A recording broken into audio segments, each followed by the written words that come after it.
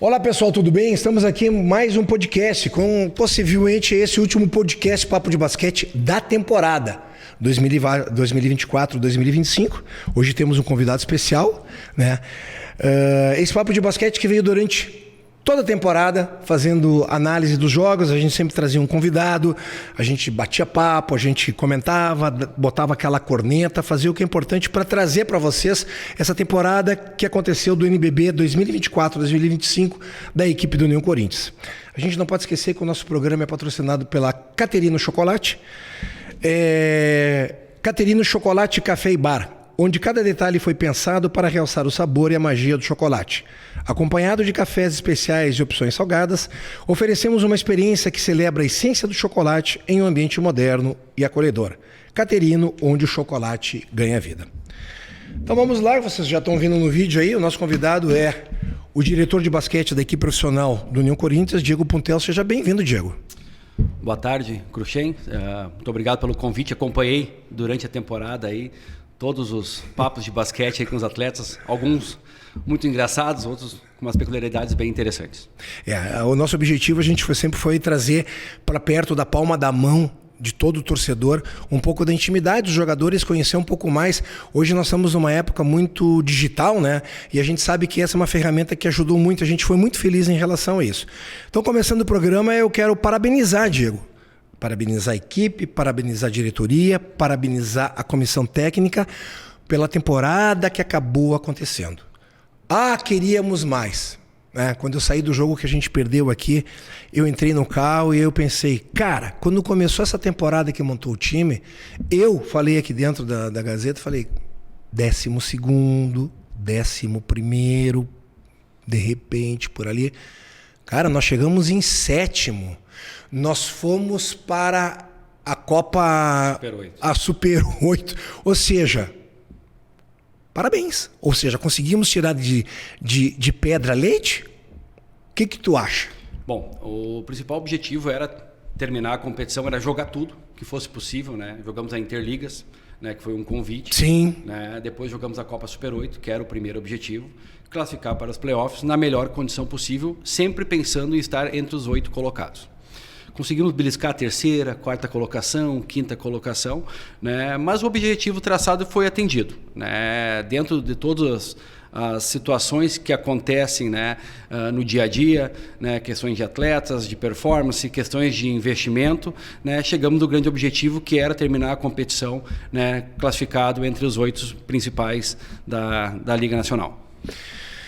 Dito isso, que foi a minha parabenização e tudo mais, vamos apresentar então o Diego Puntel. Diego Puntel, eu quero que tu fale de ti, onde que tu nasceu, onde que tu estudou, se tu jogar basquete em clube, alguma coisa, casado, solteiro, filhos, nome de filhos, eu sei que são poucos, né?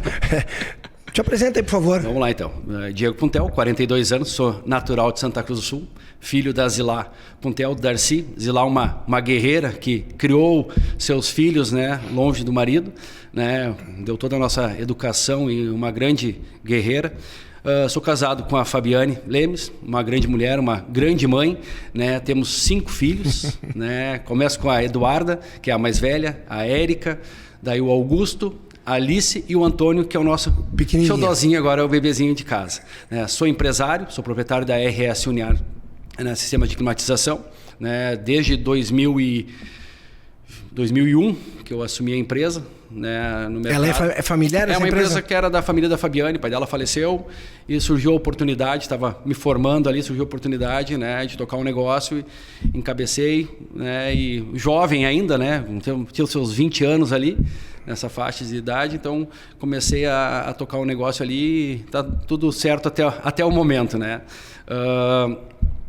Comecei no basquete, né, eu tenho um cunhado, o Gabriel, né, irmão da Fabiane, que quase era um filho meu, porque o pai dela faleceu, tinha 3 anos, ele tinha 3 anos de idade, então acompanhei todo ele, né, era aquele homem, né, que ele acompanhava, que ele como um pai, Cruxem. Então eu acompanhei ele, colégio, ele jogava vôlei, jogava basquete, e foi num convite para ir no Corinthians, né, jogar basquete, que eu acompanhei ele, conheci o Atos, conheci o Paulinho, né, e sempre com aquela ânsia de poder ajudar, de poder fazer algo diferente, né? Fiz o primeiro uniforme para uma competição e com esse envolvimento o Paulinho Ferreira me convidou para fazer parte da diretoria, né? Estar junto com eles.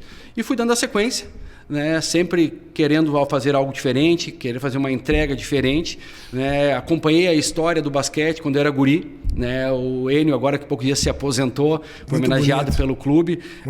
Ainda nós tivemos uma matéria muito bacana que a gente fez, que ele lembra que eu era um menino que não tinha muita condição na época, até para sair para buscar, comprar ingresso, ficar nas filas, que era uma coisa, era uma loucura na época, né, Cristian? Então eu entrava pelo ginásio para vender Coca-Cola, para vender refrigerante, entrava e ele já sabia e deixava eu entrar e eu não ia fazer nada, né? Nada ia lá assistir o jogo, né? Por não ter essa condição na época. Então a ideia minha foi começar ajudando, vi um grande potencial, vi o que isso mexia comigo, com meus filhos dentro de casa, né? E com a questão da comunidade. Eu botei aqui o gosto pelo basquete, porque assim, ó, eu tô enganado ou tô começando a brincar no movimento master e tudo mais, que começou a te aproximar esse gosto? Ou tu já tinha isso antigamente? Eu fui aquele cara que sempre gostei de fazer esporte, né? Sempre competi, né? Sou um cara muito competitivo. Mesmo que não fui jogador de futebol, não fui jogador de basquete, mas quando eu estudei no Mauá, eu sempre participava dos jogos e sempre gostei do basquete, jogava vôlei, mas era basquete e vôlei que era o esporte que eu mais praticava. Depois, com o meu irmão, comecei a jogar um futebolzinho, joguei o campeonato no clube, marquei o crochê algumas vezes lá, que era difícil de marcar o atacante crochê. Mas sempre tive o gosto, né, pelo esporte, né? E depois, claro, com o convite, né, Rogério, toda aquela turma bacana ali, né, de participar do movimento Master, né? Então tu começa a ter esse envolvimento maior, tu começa a ter um maior conhecimento, né? E foi que ali surgiu as possibilidades de retomar esse basquete de Santa Cruz do Sul. E aí veio o primeiro projeto, que se fez o primeiro projeto, e aí se jogou o Campeonato Brasileiro da CBB. Isso. E aí nós estávamos numa bolha, sem torcida, sem nada, e a equipe começou e ganhando, e ganhando, e ganhando, e ganhando, e daqui a pouco pimba, estava naquele jogo fatídico contra o Botafogo, né, que faltou luz, depois o ginásio estava com a quadra completamente molhada porque choveu, alteraram o jogo, não trouxeram tudo mais, e dentro de todas as dificuldades, com uma equipe razoável. Eu não diria que era uma equipe que hoje, se fosse para uma NBB, não ia ter uma posição, acho que não ia chegar numa posição tão boa, mas não ia fazer tão feio. Eu acredito que assim, nós tivemos... Pô, nós tínhamos Ansalone. Nós tivemos a ocasião, né? Tipo assim, o Enzo, isso, né? O próprio Ícaro, né? Um local muito bem. Depois nós tivemos a questão do Ansalone, que queria voltar para o Brasil, estava nessa situação fora, né? Sem jogar, coisa assim que a gente trouxe, que agregou demais. Então, assim, era uma equipe bem competitiva, uma equipe que não faria frente hoje no NBB, mas também não faria feio. Mas o que eu vejo é que a força do destino de não ter, naquela época, acontecido com torcida, meio que fracionou, meio que parece que deixou assim, ó, um gosto de poder, sabe, fazer uma comemoração, jogar e tudo mais, porque na realidade acabou sendo em núcleos, né? A gente acabou tendo um bloco aqui, um bloco ali, e as finais acabaram sendo em Santa Catarina, né? Mesmo, foi em Brusque, né? Em Brusque, né? As finais que aconteceram. E era uma loucura naquela época, porque era jogador, tu não sabia o que a equipe estava sentindo mais, né? Porque era uma hora com dor de cabeça, outra hora que estava com tosse, outra hora que estava com dor no corpo, então tu já não sabia mais como tu administrava aquilo ali, né? Então, tá bem, testou, não deu positivo ainda, vai pro jogo. Né? Então foi uma situação, foi bacana, né? Poder resgatar, poder ter a conquista, né?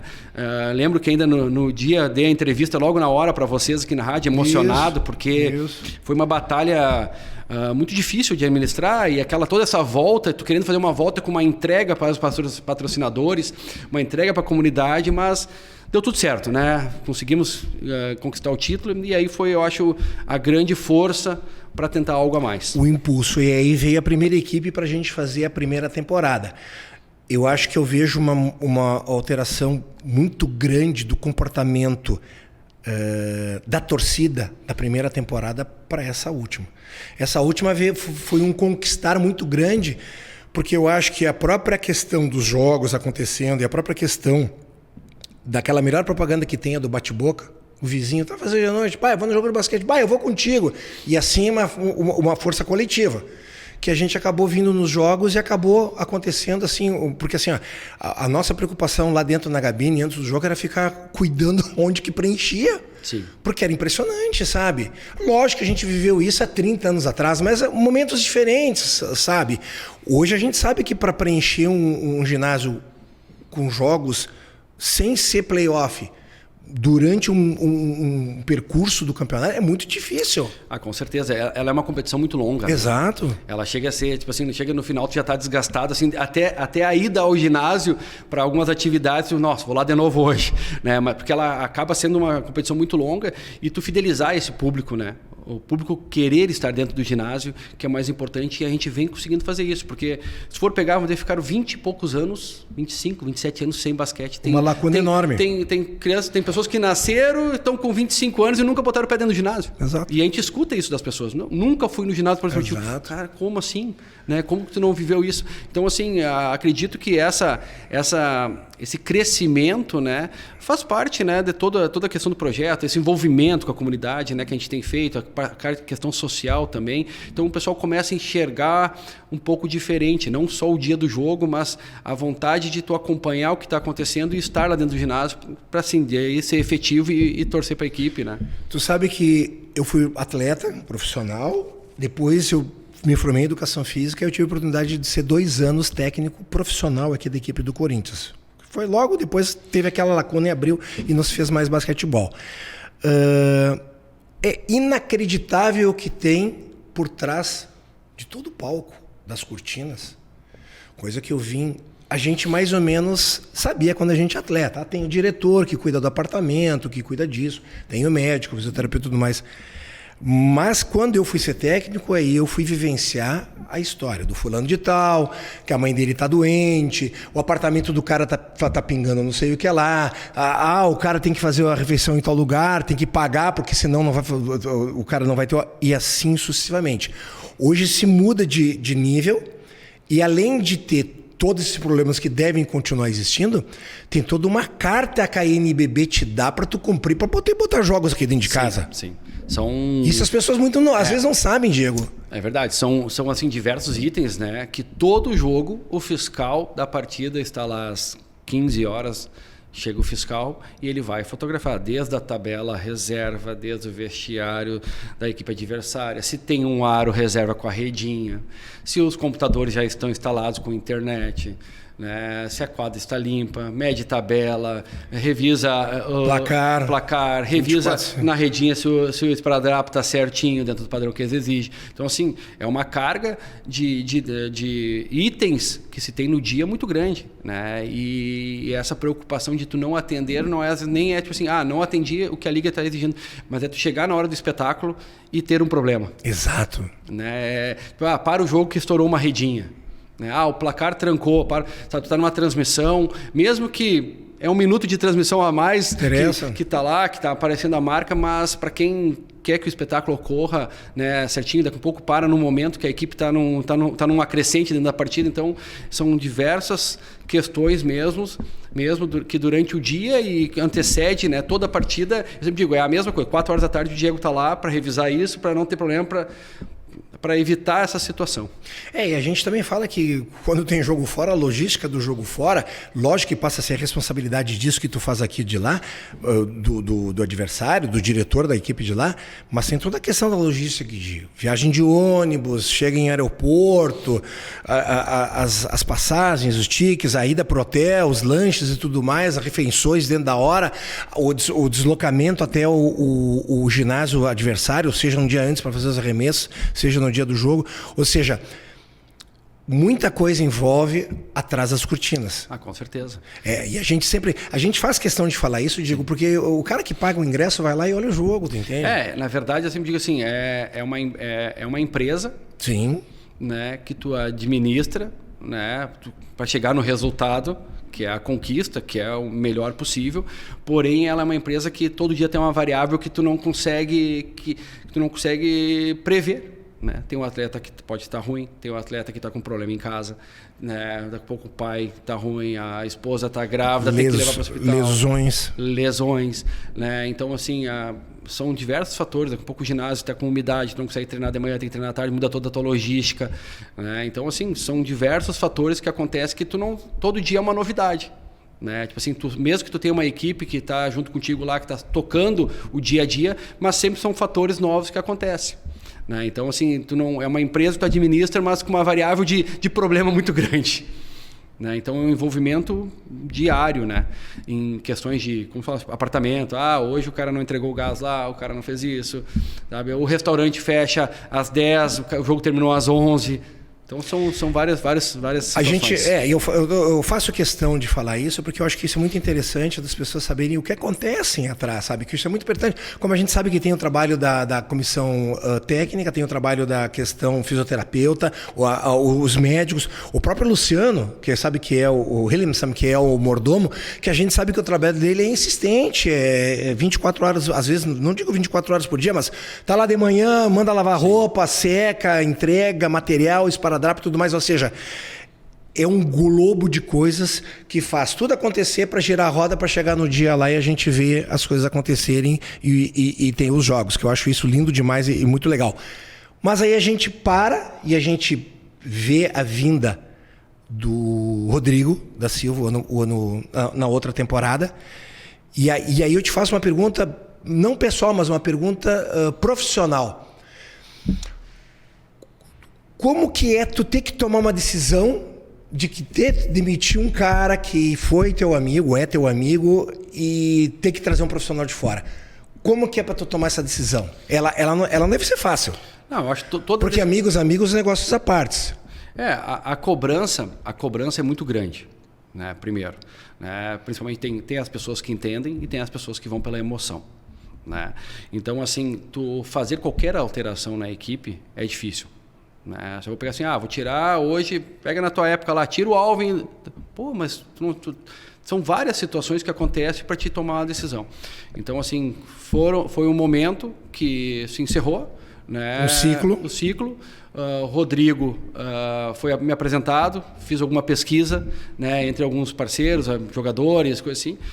Um cara muito bem falado, um cara, tipo assim, e a minha conversa com ele logo bateu, aquela conversa que tu fala, e é esse o propósito, é esse o objetivo, o projeto funciona assim, tu topa. E daí, Rodrigo está aí com nós, né, o projeto crescendo junto com ele também, né. Ele veio, e num momento bem delicado, porque quando ele chegou aqui, o time mais ou menos já estava pronto. Sim.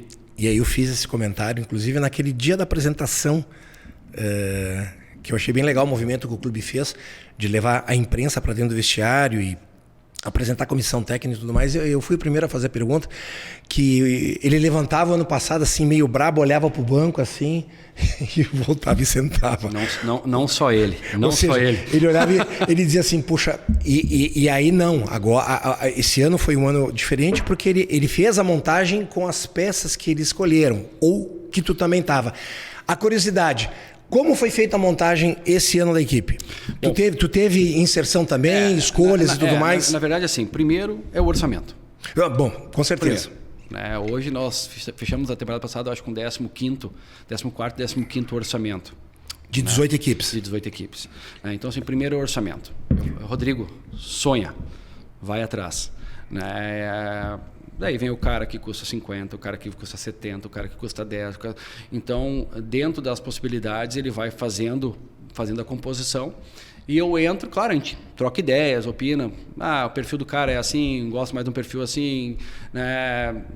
Tirando um pouco a parte técnica, né? A parte da pessoa. Porque tu acaba conhecendo os jogadores, né? Os jogadores vêm a Santa Cruz do Sul, tu vê o cara que está primeiro na quadra, treinando, o cara que sai depois, o cara que chega e cumprimenta todo mundo, aquele cara que passa que ignora todo. Então, assim, essas coisas a gente leva em consideração também, porque, a gente vive numa comunidade pequena, que é Santa Cruz do Sul, né? Todo mundo sabe, todo mundo conhece, todo mundo gosta. Então, esses pontos a gente também considera muito.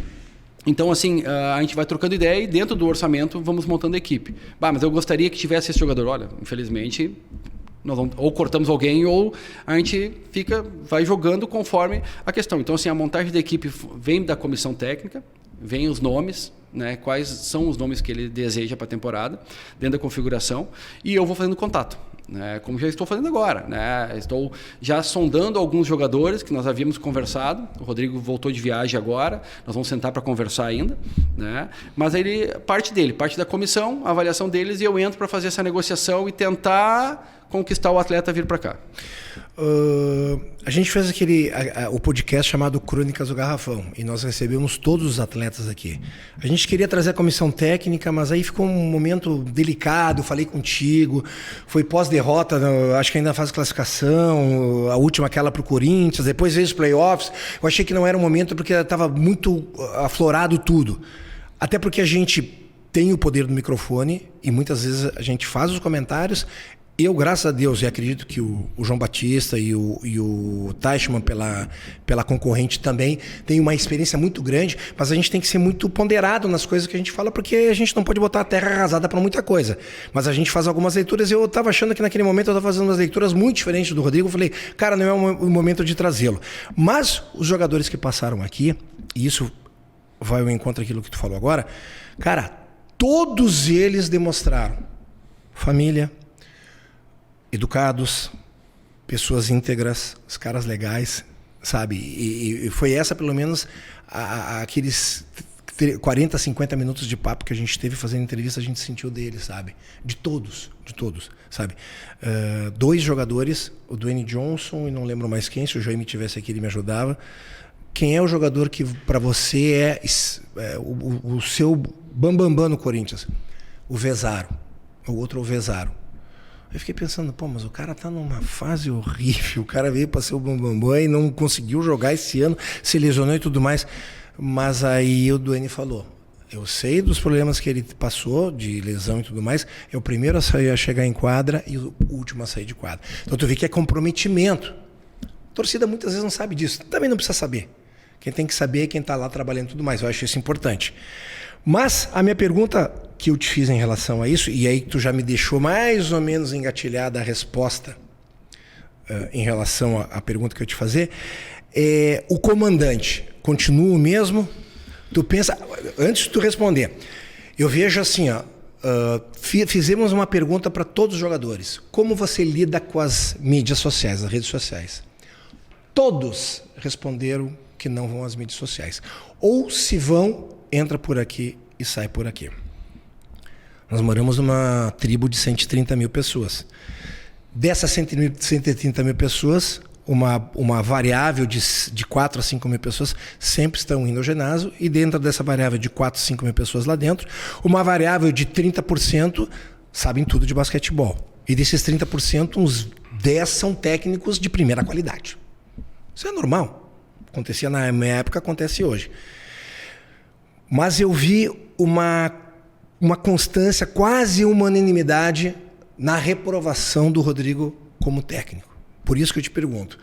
E parece que tu já me respondeu dizendo que já está em contato com ele para ver a montagem da próxima equipe. O Rodrigo continua como técnico? Vocês têm algum outro pensamento e tudo mais? A decisão, se for...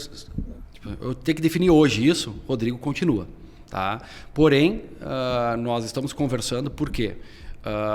Tem toda essa questão de fazer essa análise também do andamento do projeto, né? E ele é muito consciente nessa parte, né? Tem a questão também de avaliar o que o mercado está trazendo para ele também, né? Eu sei que teve procura de equipes, né? O São Paulo foi uma equipe que havia procurado, né? Porém, agora encerrou, né, a atividade, né? Mas eu sei que existe um movimento também, sei que existe outro movimento de CBB, de seleção brasileira também para ele, né? Então, assim, são coisas que a gente tem que conversar e chegar no consenso. Eu hoje cravaria o Rodrigo, tipo assim, pela minha pessoa, o Rodrigo está dentro do projeto e segue.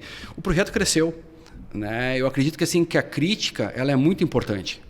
Eu não vejo um projeto no Brasil que tem um crescimento ou que vai chegar ou que chegou em algum ponto se não teve críticas. Então, assim, as críticas são importantes até para que a gente possa sentar e possa pensar o que está sendo feito. Tomada de decisões, vai ter tomada de decisões erradas, vai, como eu posso ter também como diretor. Todos tomam, técnico, árbitro, tudo. E eu acho que assim que tu foi atleta, tu sabe, tem que ter uma sinergia entre o atleta e o treinador. Sim. Né? Sim. O Rodrigo, ele é um cara que Sim. ele escuta muito, que ele conversa muito, né? Mas também não tem culpa se o atleta não performar.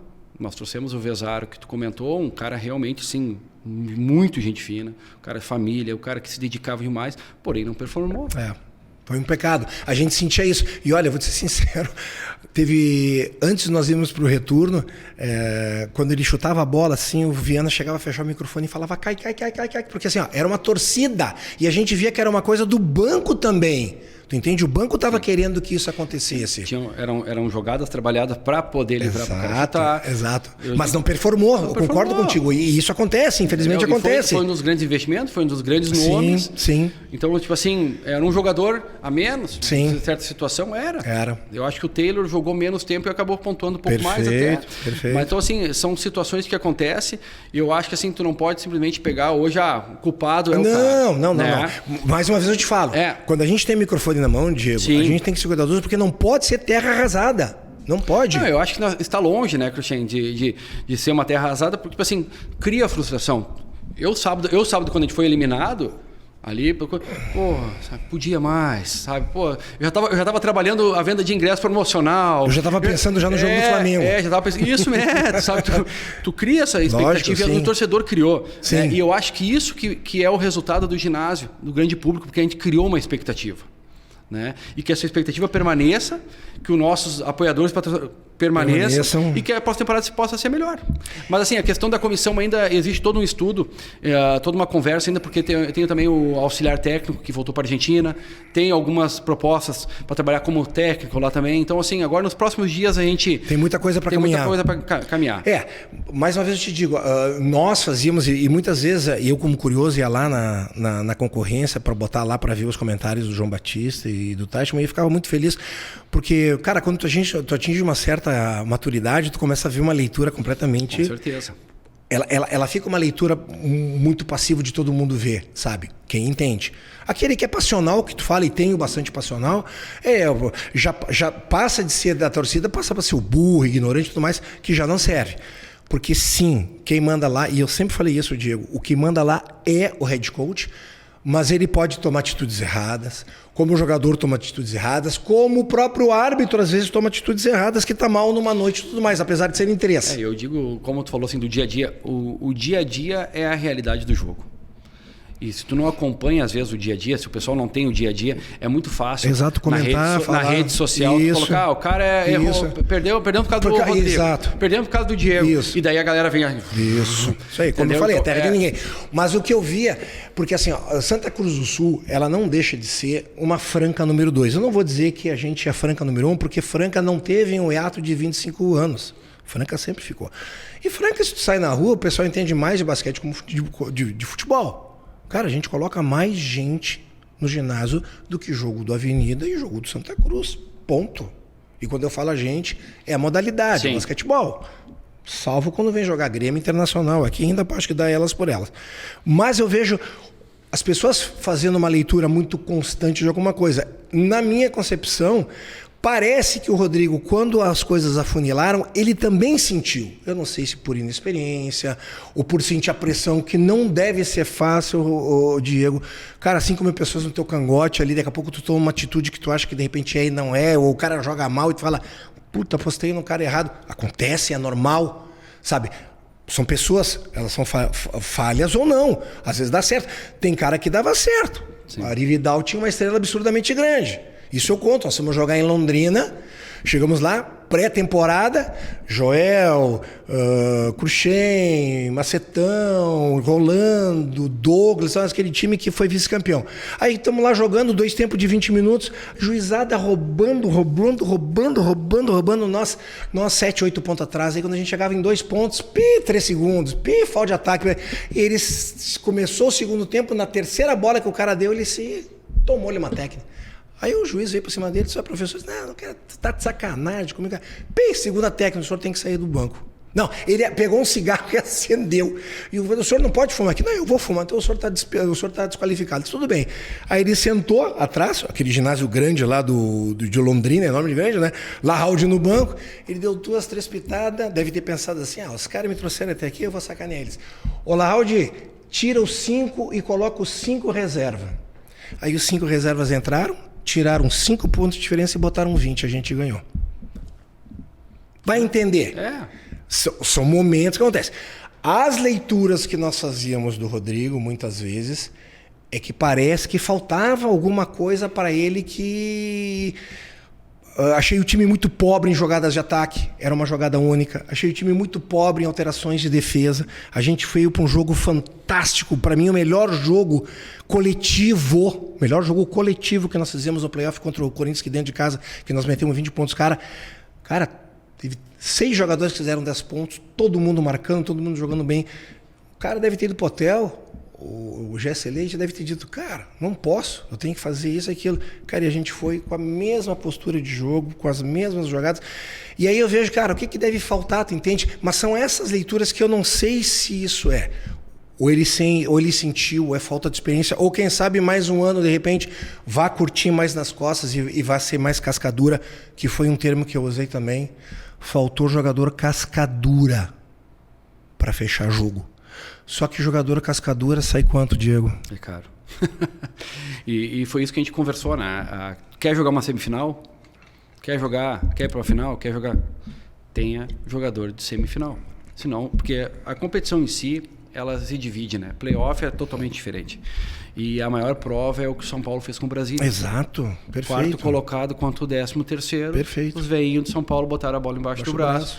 Só que isso é investimento. Sim. Infelizmente é recurso, é tu ter esse aporte para poder contratar um atleta. E daí tu, mas por que tu não então abre mão de 3, 4 atletas e traz um cara desse? Sim, daí esse cara é o cara que já está 30 anos no NBB, ou que seja, já tem uma certa idade, então tu tem que ter uma reserva para ele, porque ele vai se lesionar, vai treinar menos. Então assim, é um quebra-cabeça e tá tudo ligado à questão financeira. Hoje, cada vez, quanto mais profissional, mais financeiro se torna o resultado, né? Tu ali lá de fora, me vê pontos positivos e negativos dessa temporada. O projeto teve um crescimento gigante, né? Vamos falar um pouco fora de quadra, né? Em questão de marca, visibilidade, foi muito grande. Começamos, né, com o lançamento da regata, com o QR Code, com o QR Code ali, com o NFC, né? Que isso repercutiu a nível nacional em sites de economia, né, Exame, grandes veículos de comunicação assim que carregam essa questão da economia, de lançamento de tecnologia. Começamos com isso, né? A questão do plano de sócio teve um crescimento, né? A questão da torcida, da entrega dentro do ginásio, né? De ativações também, né? Parcerias com os patrocinadores que cada um quer fazer algo diferente. Então assim, primeiro, o crescimento do projeto em si, de visibilidade, marca, foi muito grande. Né? Questão de rendimento, né? Nós fizemos o possível para contratar dentro do nosso orçamento a equipe, né? Saímos de uma 16ª posição na temporada passada para uma 7ª posição também, né? Então assim, eu acredito que se eu for pegar assim, dar uma nota, né? Tirando a questão de querer chegar mais longe na competição, nós batemos lá num 7,5, num 8. Né, dentro do nosso projeto, dentro da nossa realidade, né? Então assim, o projeto cresceu demais. Questões técnicas é muito difícil, né, avaliar, porque tu vive o dia a dia, né? Eu não queria que o Grego errasse a última bandeja lá, que eu errasse os últimos 2 lances. Então por isso que eu digo assim, é muito difícil tu julgar o trabalho da comissão técnica, né? Se tu não acompanha o dia a dia, se tu não sabe por que ele manteve o de camp dentro da quadra e não botou outro cara. Pô, o outro cara tá esgotado, tá sentindo, outro cara não marca, o basquete não é feito só de ataque. Então é difícil, né, tu fazer essa avaliação técnica. Então eu olho no global, no geral, o projeto teve um crescimento muito grande essa temporada e agora é tentar, com esses resultados, trazer novas empresas, renovar com as empresas para poder fazer uma temporada melhor ainda na próxima. Existe pensamento da diretoria, quando eu falo de diretoria do Diego, junto com a comissão técnica, de manter alguns jogadores? Porque a gente viu, nós aqui de fora, né, nós vimos assim, o Duíne, que já é um cara que é sensacional, o Machuca, uma experiência absurda, o Veríssimo, que no auge da apresentação dele, ele se lesionou, depois ele voltou e ajudou a equipe, né? O Grego, que cresceu de uma maneira assim absurda, sabe, absurda. O próprio Barber, que teve uma ajuda mais constante no final. O Vitinho, que é um jogador que falta amadurecer um pouco, mas a gente gosta muito. A gente falou desses jogadores como uma ânsia, de repente, de ter possibilidade. A gente sabe que existem toda a questão de propostas de fora e tudo mais. Nós estamos naquela fase que nós rescindimos com todos, que é o padrão, né? E estamos escutando e recebendo, né? Porque agora eu estou recebendo listas. Vem lista de atleta e daí tu começa a consultar. Até como eu não tenho a comissão 100% ainda organizada, né? Devo acontecer essa semana, no máximo na próxima. Eu começo a receber e começo a especular. Tal jogador aqui, tal jogador ali, quanto é que custa aqui, quanto é que custa o MVP da temporada para ter uma base, o guri que destacou. Tá começando. Então eu começo a escutar isso, a pesquisar isso, para depois sentar com a comissão e formar, né? Então, assim, hoje todos estão dispensados, né? A gente fez uma equipe, a gente montou a equipe no início da temporada com a ideia de trocar poucas peças, né? Mas agora é o momento de sentar, fazer essa avaliação de novo. Já fizemos uma avaliação pós-temporada com a comissão, agora fechar a comissão, fazer a avaliação de novo e daí vai para o mercado ou renova o contrato, né? Então não dá para cravar, tipo assim, vai ficar 3, 4, 5, Entendi. Não tenho ainda esse número. O que dificulta nós estarmos no Rio Grande do Sul?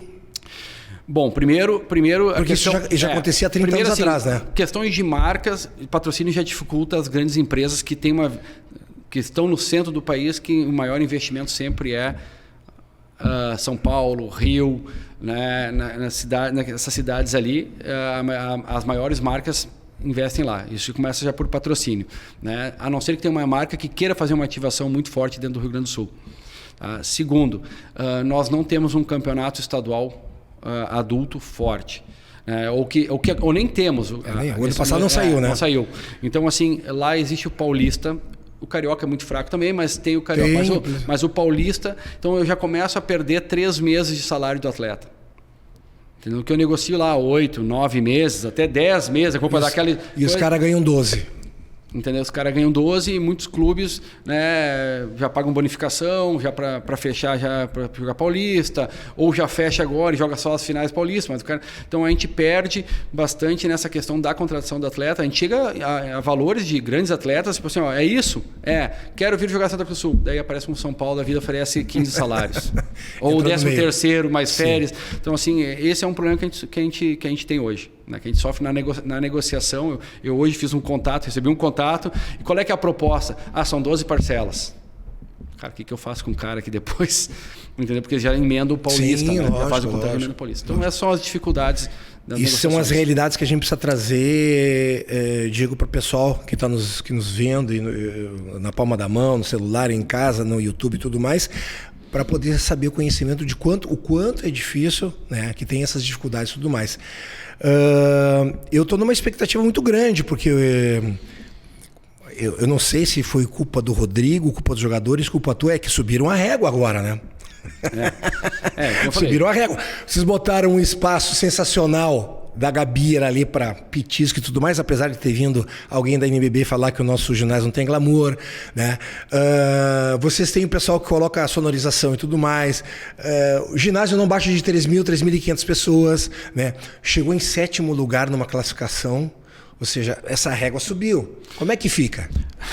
A expectativa, ela aumenta também, né? Agora é aquela fase de renovar contrato de patrocinador, de buscar apoiadores. Então a gente deixa claro que assim, não é só o recurso, aquele 100, 200, 300, 1 milhão. Não é isso. É o apoio. Entendeu? Eu sempre dou o exemplo da água e do gelo. No final da temporada, a gente gasta 30, 40 mil entre água e gelo. Se a gente tem isso, que hoje a gente tem parceiro, né, que nos entrega isso por divulgação, por mídia, coisa assim, já ajuda. Já às vezes já é um salário, né, já é uma ajuda para uma logística. Então, assim, que o pessoal agora pegue esse momento, né, que é um momento muito importante, que quem tem um interesse e quer participar, quer estar dentro do projeto, independente do valor, né, que nos procure. Né? Porque toda ajuda nesse momento é muito bem-vinda. Toda a economia que a gente faz, independente se for água, gelo ou o que for, é bem-vinda. Ela vai refletir em investimento em equipe. Bom, conversamos aqui com o diretor de basquetebol profissional da equipe do União Corinthians. A gente fez uma análise dessa última temporada. perspectivas do que vai acontecer. A gente lembra mais uma vez que esse programa tem o patrocínio da Caterino Chocolate. Caterino, onde chocolate ganha vida. E, Diego, todo o nosso entrevistado sai daqui com um mimo. Estás recebendo um mimo aqui. É muito bom. Lá do nosso querido Adriano Ferrugem. Um abraço, Adriano, tudo de bom. Fique ligado. Veremos o nosso movimento entre temporadas agora, tanto Crônicas de Basquete como Papo de Basquete. A gente poderá voltar de repente em outro momento com o Diego, que as coisas já estejam mais estabilizadas, alguma coisa já, algum corpo tomando, para de repente a gente trazer para você, para saber tudo do União Corinthians, tá bom? Forte abraço aí, tudo de bom.